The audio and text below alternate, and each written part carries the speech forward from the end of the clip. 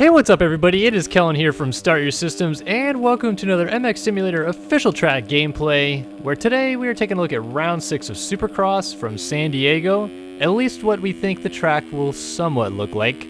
I think some of these sections on this particular track are going to change this weekend. I don't think they're going to leave some things the way that this was built by the sim crew, but they built it off of the 3D track map or the blueprints, so can't really blame them for that necessarily, but I'll talk about what I think is going to change this weekend, and I'll talk about this track just for a moment at the beginning, and of course then break down into the real life stuff. Lots to talk about. Yeah, this track, I was mixed on it from the MXSEMF track crew. I mean, it's a pretty good rendition of it. I feel like pretty much from after the first rhythm section until this hip jump, everything is fairly decent. I don't necessarily like how small they built the little single onto the on-offs, and this section right here was a nightmare and a half because they built that single for the 353 triple into that corner so small that it's just a nightmare. Don't even get me started on this section. I mean, it ended up being pretty good for racing, but qualifying wise that was a disaster. But this first section, it can kind of set you up for doing this line, which is missing the little carrot jump and then going 4-3. I definitely don't think that in real life there's going to be 8 jumps in that section. They put 1 carrot jump, 4 singles, and then a 353 triple into the corner. I don't think it's going to be like that in real life, but obviously they can't know for sure, so they just built it off the spec of the track map that they got, and that's how it's built. I mean, I get people commenting on the channel every week saying, oh, wait until the real race and then build it, blah, blah, blah. But then, I mean, the sim race doesn't really make any sense. They've always done it beforehand to get people pumped up for the race. So they build this to the sim race's specs, which is the MXSEMF North America Pro race. And it's always been that way. It's not going to change just because a few people think they should do it after the race, or they're not going to change because of that. But like I said, I do think that there's some things they could have done better on this track, and in general, I'm not a huge fan of this layout. I think it might be okay in real life, but in sim it's kind of bleh.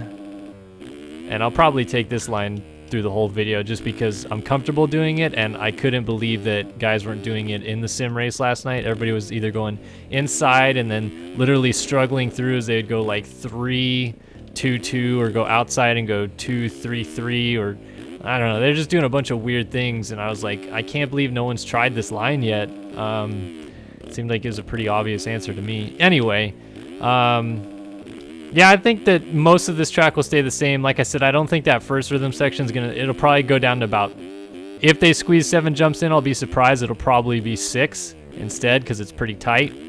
And then I don't know about that raised corner that's on my right there, where there's the inside without the raised corner, the outside with the raised corner. That hip jump I just went over will probably be there, but I don't know about that raised corner. I don't know if that's going to be something that necessarily stays this weekend, but obviously we'll see.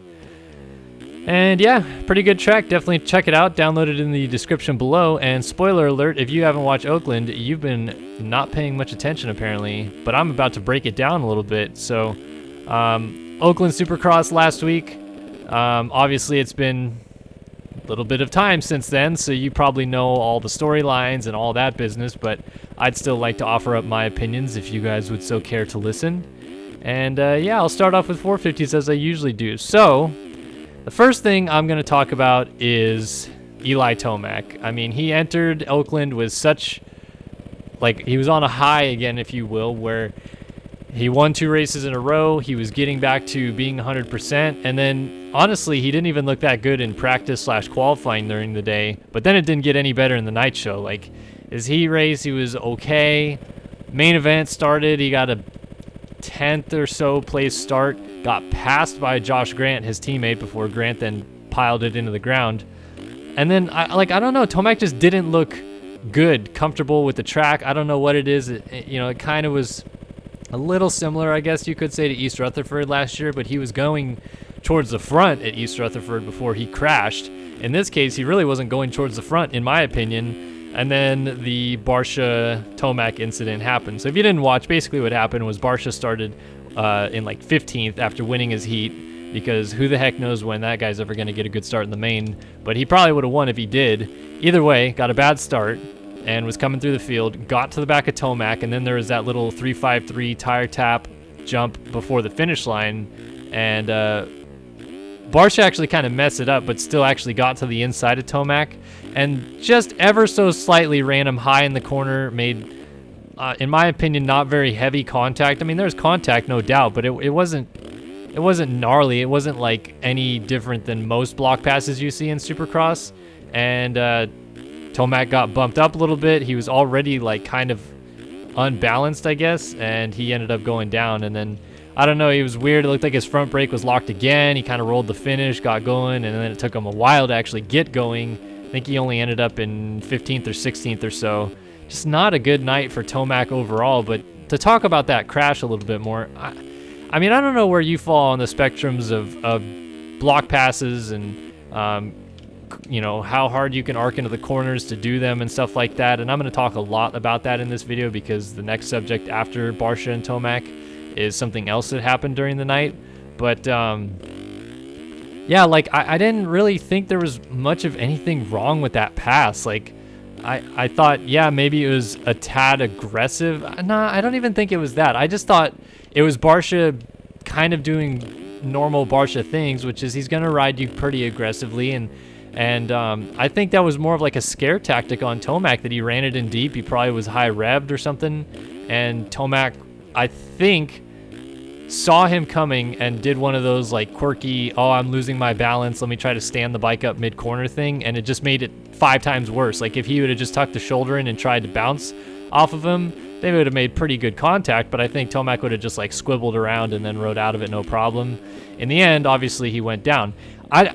My opinion is I don't think Barsha did anything out of the ordinary or like terribly wrong there. I mean, you don't necessarily have to make contact in every pass, Barsha, but I didn't think that it was like necessarily very over aggressive or anything like that.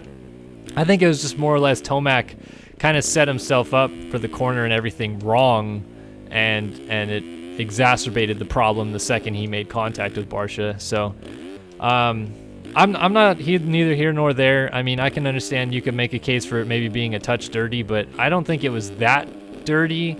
And either way, I mean, Barsha was going forward anyway, so what are you going to say, that Tomac was going to beat him and that this is ridiculous and Barsha is only taking people out that he can't beat? That's not the case. Like, Barsha was going to pass him. So kind of sucks that Tomac went down, kind of sucks that it happened the way it did, but I don't think that you can put blame on Barsha for that happening. I think that was more or less a racing incident. So meanwhile, while all that's going down, we have Cole Seely leading the race.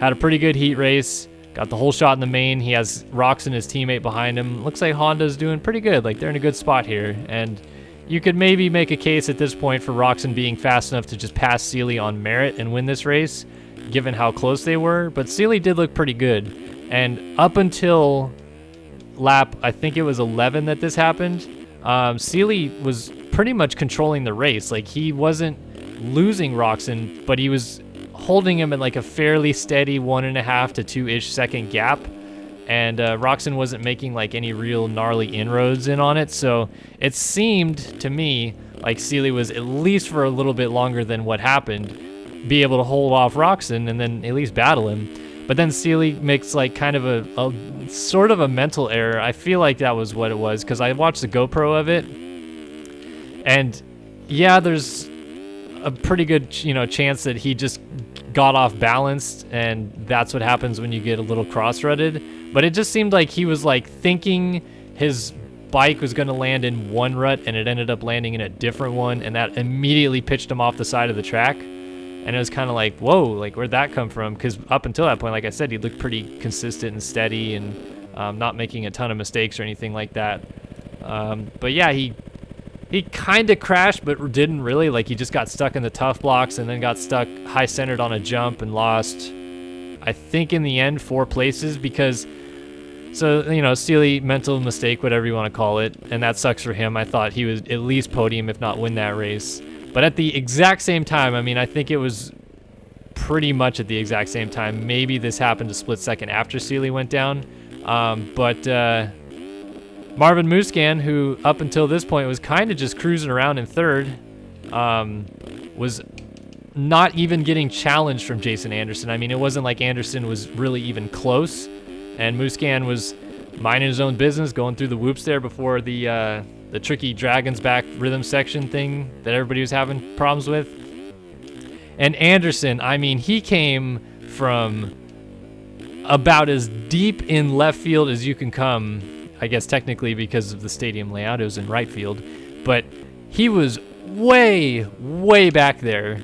I've seen this pass be compared to Reed Stewart Atlanta 2011, and I think with good reason because the angles and everything were pretty similar, but I honestly thought that Reed was closer to Stewart when he tried to make that pass than Anderson was to Marvin here.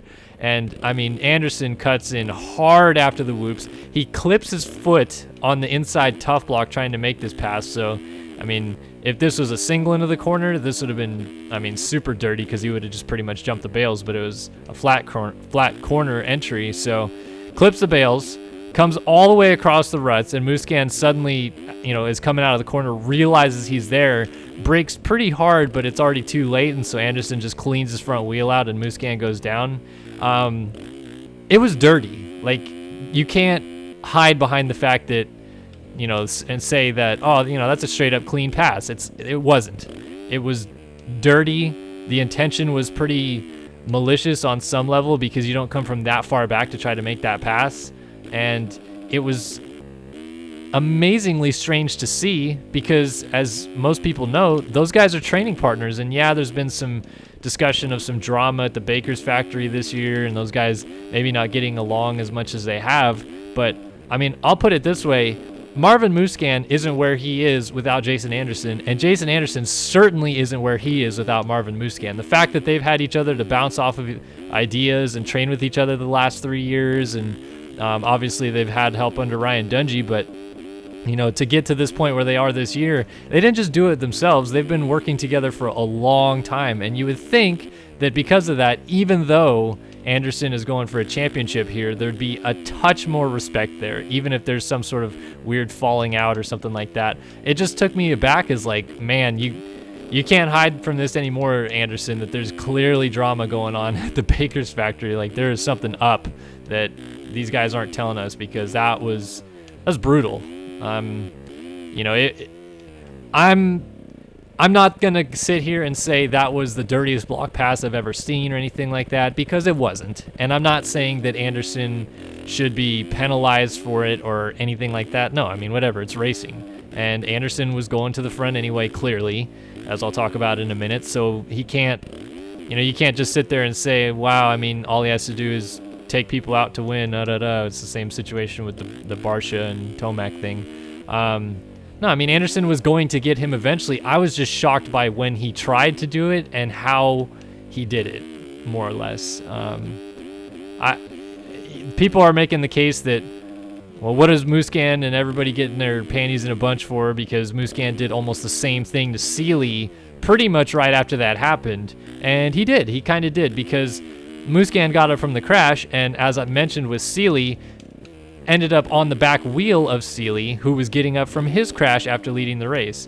And what makes the pass that Musquin attempted on Seeley in literally the second corner they hit after Seeley gets up from his crash so much more different than the Anderson one was that both of them were super fired up at that point. Seeley's probably pissed because he threw the race away, and Musquin's obviously pissed because his pretty much teammate just cleaned his clock. So you have two guys that are already feeling aggressive and probably know that there's people out there that are going to be battling with them on some level. Like Seeley knows, oh, now I've slipped into the field. These guys want to pass me aggressively, and Musquin's just pissed. So I think both of those guys kind of had an idea that the second you hear another bike behind you, you kind of have to look over your shoulder. And Seeley did. He did check up perfectly in the corner. He did exactly what Musquin should have done. And the difference was with the corner as well. They went through a corner that was not a complete 180. It was more of like a 140-ish degree corner. So it changes the angles a little bit more. Like Musquin's pass on Seeley looks pretty aggressive when you look at it from the video or whatever. But the angle is so much different than what Anderson did, which is, I mean, I heard Christian Craig talk about it this week. I mean, he was almost going backwards on the track with the way that he angled into that corner, and that's brutally aggressive. So, I mean, I was not a fan of the Anderson pass. I would be lying if I was a little bit, more on the Roczen train. Not saying that I already kind of am on the train a little bit because I like Kenny, but I was really kind of hoping Roczen would win that main event and just kind of, stick it to Anderson a little bit and get a little taste of his own medicine, I guess, because I was like, man, really? Like, it's seriously like not even the halfway point of the race, and you're going to do that to somebody who, I mean, has spent the last 3 years helping you get better? I was pretty blown away by it. And then it's super obvious that there's something going on because Anderson is unwilling to talk about it. He hasn't talked about it since. He didn't talk about it after the race. Muscan has come out and said, like, I kind of can't believe it. Like, I didn't think it was this bad with Jason. I'm kind of shocked that he did that. I really wasn't expecting it, and I guess I'm gonna have to dish it back out now next week or something like that. And I was like, yeah, I mean, you should, because if he's not gonna come out and explain his reasoning, then clearly there's some sort of malicious intent behind it. And yeah, I mean, the only way to get back is to get even, I guess. So that's just, it's so weird to me because it's also not how you win a championship. It's, in this day and age, the more enemies you have on the track, the worse it is for you. I mean, you can ask Jason Anderson yourself what it's like to not have Vince Freeze as a friend and how well that worked out for Anderson last year. So the more enemies he makes, the harder it is going to be for him to, get his way to winning this championship, which now it seems like he could do because he came from pretty far back in this race. And I would definitely say that Roczen got tired, probably got pumped up. His arm was getting maybe sore or whatever. So Anderson got a little bit lucky in that sense because, I mean, up until like the 17th lap of the race, it wasn't even close. Like, Roczen had a pretty comfortable lead. But Anderson is looking strong. Like, his fitness is there. His speed is clearly there. Obviously, his aggression is through the roof. He just needs to, I guess, avoid conflict because all it takes is one of these guys to get pissed off enough at him and just put him into the cheap seats, and then suddenly he could do something weird. He could break a bone with a crash like that, or the bike could break if they hit him hard enough. Like, you just got to be careful out there, and I still hope that Anderson doesn't get involved in conflict so he keeps his championship interesting, because my personal opinion is that there's a couple guys in this series that are a little better than him and could close this thing down the stretch. Especially as the series goes east and Anderson kind of falls off a little bit. But yeah, I mean, just such a weird situation. Like, I didn't think Anderson had the speed to win that night. He didn't look comfortable, comes through and wins. I really thought Roczen kind of gave that one away, but I thought the track kind of sucked too. It broke down way too fast. I mean, it was a good 450 race, no doubt about it. It provided a lot of interesting points, drama, and all that business. So I guess from that aspect, the track was good because it produced stuff like that, but I wasn't a fan of it. I'd prefer to see more like actual racing than what these guys are doing, which was survival the last 10 laps. But yeah, that's kind of my spiel on 450s. You can take it or leave it. I'm definitely not trying to hate on Anderson. Like, if anybody knows Verb Moto, like, we basically blew Anderson for a long time because my boss was like madly in love with him, and I was totally fine with it because I thought Ando's a pretty cool guy, and I got to meet him a couple times. And like, honestly, I'm not saying Anderson's like a complete idiot here. I just didn't like the move, and it didn't sit too well with me, and I think it might come back and get to him at some point, especially if he keeps doing it with other riders. Like Barsha, for example. And speaking of Barsha, before I finish off 450s, this is gonna be a long video today, so hang in tight. Yeah, Davey Millsaps announced his retirement. Obviously, waiting this late in the week to do a video, I'm able to actually talk about that a little bit. It's a sad deal. I mean, Davey is, one of the better riders the series has had for a long time, and definitely sucks to see him go out the way he did. The ending bit of it was that he got a pretty gnarly concussion in his crash back in I think it was in October that he crashed and hurt himself pretty good, and that's what he's been sitting on the sidelines for so long. He shattered his elbow. I think he got a couple internal injuries too, and the biggest thing, was a concussion. He had some bleeding of the brain, just a whole gnarly situation out of that. And unfortunately, it seems like the doctors have kind of told him, like, hey, if you don't want to get hurt worse from this, and you want to avoid a serious head injury, brain injury, or something like that in the future, it might be best to sort of stop while you're ahead. So it's sad to see Davey go, but obviously it swung the door wide flipping open for Justin Barcia, who has now been confirmed. Factory Yamaha will keep him for the rest of 2018. I think I saw that coming anyway. I heard some murmurings back around round 2-ish anyway, that Millsaps was pretty much told by the team, like, look, we already paid you your salary this year. Like, thank you for all that you did for Yamaha with JGR and all this and blah, blah, blah. But, like, we're going to go this route. And to me, that was them saying, like, hey, Davey, have a nice career, but we're going to hire Barcia for the rest of the year, and we need your bike to give it to him. So I heard that a long time ago. Obviously, it just kind of answers that question now that Millsaps has retired. And so here we are. Little sad deal, but good to see Barcia's kind of staying on for the rest of the year and can ride this thing out with Yamaha and make this championship more interesting, because clearly he's gelling with that bike. And at this point, I would definitely say it's not even close to far-fetched to consider him a title contender. So that's awesome that he got that worked out, and look forward to seeing him the rest of the year. I'm finishing the race right now because I usually put it on 19 or 20 laps to cut myself off at 20 minutes, which I have now gone over. But I'd like to spend about at least 10 or so minutes talking about this 250 class a little bit, just because I always feel like I don't talk about them enough. So I'm sorry this is going to be a painfully long video, but hopefully you sit back and enjoy watching it a little bit and listen to me talk. It's, I guess, kind of like a podcast, right? Yeah, so 250s, chaos on the start. McElrath doesn't get his usual normal jump for some reason. Plessinger does. It's all kind of scattered brains in the first corner. I think it was actually Alex Martin that got the whole shot officially. I thought it was going to be McElrath, and I'm like, oh, wait, no, that's A-Mart. But the real drama that happened in turn one was Cian Cerullo, who had like gate 2 or 3 pretty far inside, got shoveled off the track going into turn 1, and instead of like checking up and waiting to tuck in behind the field, he decided that he would try to hop over a tough block coming out of the first corner and get back in somewhere inside of the top 10-ish, which I don't know how he thought that would work or what, but he tried.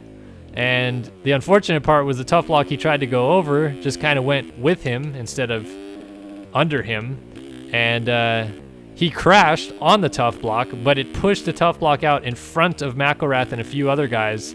And that was really what put McElrath at such a huge disadvantage. I don't know if he crashed on the opening lap after this, or if this fall with the tough block kind of ruined the whole situation for him, but he pulled into the mechanics area on the second lap of the race, and I wasn't sure if there was an issue with his brakes or what have you, but he pulled in, tried to get something fixed, then went back out, pretty much already like a lap and a half down. It was pretty gnarly.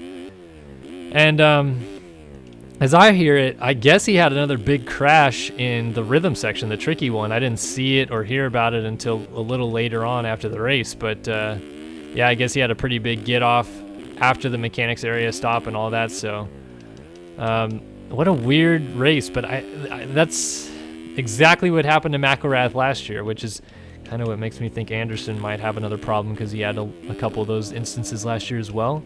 But yeah, McElrath just, it's like he's either winning speed right there at the front, gets good starts and finishes on the podium, or gets a bad start and just like implodes. And a lot of it isn't his fault. Like I said, that first turn incident with Cian Cerullo, not his fault. I'm sure it must have damaged the bike in some way, or something was broken on the bike that caused him to crash again. I'm not saying those instances are his fault, but a little bit like Tomac, it seems like when it goes bad, it goes really bad. Like, he doesn't have like a medium zone where it's like, oh, I gotta bad start. Let me just kind of cruise up here to a 6th and salvage points. It's like, nope, got a bad start. Time for a huge crash and a mechanical failure. Like, it's such a weird, like, coincidence or what? It's just kind of the storylines of these series these last couple of years where guys, there's no longer those guys that are consistent. Dungey was like the last one to do it, whereas like, yeah, I'll start in 15th, but don't worry, I'll always finish 4th or better. Just doesn't happen anymore, it seems. So that was a little weird, a little bit of a bummer for McElrath too, because obviously was the closest contender in the championship to Plessinger, who entered with the red plate and then won the main event, so he left with the red plate. But I don't think McElrath's necessarily out of it. Yes, he lost a big chunk of points, but all it takes is one bad race from AP, and suddenly he's right back in it. Same for Cianciarulo, who got a 7th after going down in the first corner. Like it, you know, him and McElrath are both pretty far back, but that doesn't necessarily mean they're out of it, because all it takes is just one bad night for these front runners, and it swings the door wide open again. But yeah, so yeah, I think Amart hole shot, but Craig took the lead pretty quickly, if my memory serves me correctly. And then Craig kind of took off. To be honest, 4 or 5 laps in, I was like, man, is anybody even going to kind of think about trying to catch Craig? Like, Plessinger was moving forward, but I don't think he got in a second until like the 6th or so lap of the race, 6th or 7th. And Craig was just kind of cruising away out front, and I was like, man, he's going to just go ahead and win this thing. Like, under everybody's noses, he's going to win this race and shake up the championship a little bit more. Then Plessinger got in second, started really quickly reeling him in. And before you know it, Craig was making some mistakes. Plessinger was getting close. And then Craig just goes lawn darting off the side of the track in the rhythm section before the 2nd Supercross triple, before the finish. Like, gets cross-threaded and then just absolutely full sends across the track. Pretty gnarly, like, moment. Ended up being a lot less dangerous or bad or whatever you want to call it than it could have been, because he ended up, like, just hitting a tough block and then going over into the opposite lane of the track, but didn't go far into the opposite lane, so he wasn't impeding anybody or in anybody's way necessarily. Could have been a lot worse, but unfortunately for him, I think he probably felt he had a win in the bag. I would argue that that wasn't the case because Plessinger was coming, but later on, and I don't think Craig's fitness is necessarily like a weak point, Plessinger, who had, I guess, the flu or something gnarly like that all week long, was beginning to struggle as the main event got deeper in. And that was heir apparent because he crossed the finish line. He rolled the finish line, so he didn't even jump it, and then collapsed after rolling off the track. So he was definitely not in a comfort zone with his fitness, with the sickness kind of bringing him down a little bit. But it opened the door for Savacci and Hill to close in late in the race, and I can only imagine if Craig was still there, he would have maybe had a shot to get Plessinger back right there, or at least pressure him into making a mistake with not feeling as well as he did. But yeah, so talking about Savacci, and well, let me talk about AP first. You know, he wins the main event, pulls out a little bit bigger of a points gap than he had. I find it tough to believe someone's going to stop him at this point, because he extended his points lead over Savacci. He massively extended over McElrath. And as the last 2 rounds of the season are both really rutted, deep tracks, which he'll definitely excel at, he really just has to make it through this weekend and the shootout, in my opinion, with decent results, and I think that Plessinger is going to be your champion. I mean, that's just my honest opinion. Yes, this will probably go to Vegas, and that could kind of sway things up, of course, but if Plessinger comes out this weekend in San Diego and finishes on the podium, I think all he has to do is finish like 7th or better in the shootout at Indiana, and he'll probably win Salt Lake City and Seattle, and then have enough of a championship lead to take it home at Vegas with like a comfortable ride somewhere right around the top 5. And I think he wins. So that's what I mean, is like, he's sick on an off weekend. Like, the fact that he won Phoenix surprised me. Hard packed track. He's not very good at that stuff necessarily, but he comes out, catches McElrath, passes him, takes the win. Then he's massively sick, gets completely exhausted during the race, but still comes through the field, takes the lead, pulls away, holds the lead, wins the race. Like, he's kind of a little bit on a different level than these guys right now, I think, just racecraft wise. Like, maybe not raw speed, but definitely looks really good in the races. And I have a tough time believing that if the series goes the way I think it could, that he's going to really lose it from this point. But I guess anything could happen, so we'll see. But like I said, he gets a podium in San Diego and like a 7th or better in the shootout, I think he's your champion. That's my hot take, if you want to take it for that. But we'll see how that plays out. But yeah, going back to Hill for a second, I made a comment, I think in my last video, about like, where is Hill, what is going on, and how I didn't think it had to do with the bike. I thought there was something, maybe he was hurt or sick, or maybe he was just mentally not there or something like that. And then comes out this week, doesn't get a good start as per usual, but then slices through the field, ends up catching Savacci for a little bit. I thought, damn, is Hill going to win this race with Plessinger falling off at the end here? And Hill got Savacci and was kind of getting away from him there for a second. I was shocked that he might actually win, but I think that just further drives my point home that at Houston and A2, where he looked not good at all, it was nothing to do with the bike. It was just him kind of not, I don't know if you want to call it like mental preparedness being a bit off or something like that. But he didn't look like he was in it. This weekend he looked confident on a track that was rutted and maybe even more gnarlier than Houston was. He looked really good, really confident, really comfortable with the machine. Just in general better. So yeah, like, it sucks that it took him this long to figure it out, but I don't think Hill's necessarily a lost cause. He's kind of figured it out. I still go back to this conversation I had with a couple guys about him and them thinking, oh, it's only the bike's garbage, And in my opinion, yeah, 250F, it does matter a little bit more to have a top-notch machine to race in that class, but I think you can get by with it. There's plenty of guys that have won on that 250F Suzuki that's now 10 years old. And, Dungey won a champion on it. Granted, he was facing guys that were on 2009 bikes when he won the championship, but then guys like Anderson won races on it in 2013. Blake Wharton, I think, was the last guy before Justin Hill has raced this bike to win on a Suzuki 250F, and I think that was 2014. So, those guys have been able to figure it out. I think it's really just a matter of getting a setup that he's comfortable with, which I think he had this past weekend, and getting a good start. And I think Hill is still in this as a chance to win at least races, But I think it was more or less he just had to find that comfort zone. Something was off, and he found it, but I don't think it was the bike. I think it was a little bit more than that. I think he just had kind of like a mental uncomfortability with it or something. I don't know what have you, but anyway, that's my thoughts about Hill, and that's my thoughts in general of the Oakland Supercross. Long-winded, I know, but I wanted to kind of go in-depth with it because it's probably one of the most dramatic races of the year.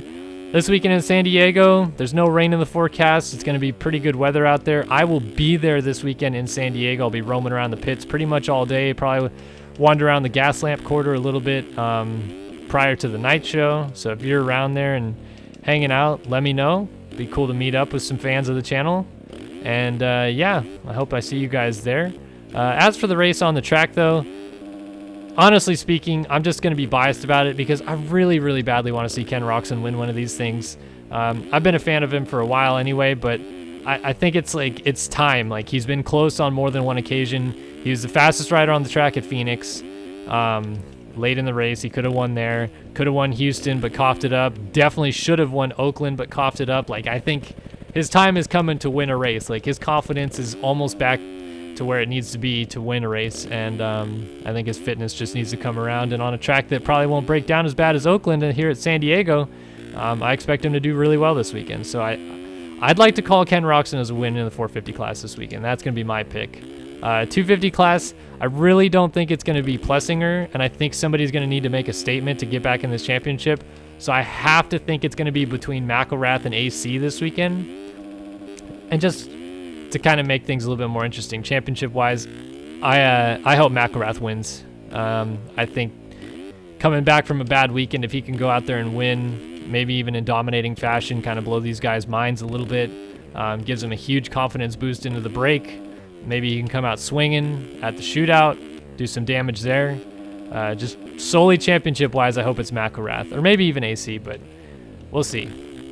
So that's Oakland recap, San Diego gameplay, the whole 9 yards. It was a long video, but I hope you guys enjoyed it. If you did, please don't hesitate to like and subscribe. I promise you it helps us out way more than you think to just at least click the like button on these videos. And yeah, let's do some bench racing. If you guys want to head down in the comment section right now, offer up your thoughts and opinions. I'd gladly respond to you and let you know what I'm thinking. And can bounce ideas off of each other, talk about fantasy a little bit even. Yeah, it'll be good fun. But San Diego this weekend, I'm pumped. My home race. Can't wait to get out there this weekend and hopefully see some of you guys out there. But thanks again, guys, so much for watching. Yeah, that's it. Kellen on Start Your Systems. Peace and out. I'll see you guys in the next video, but so long for now.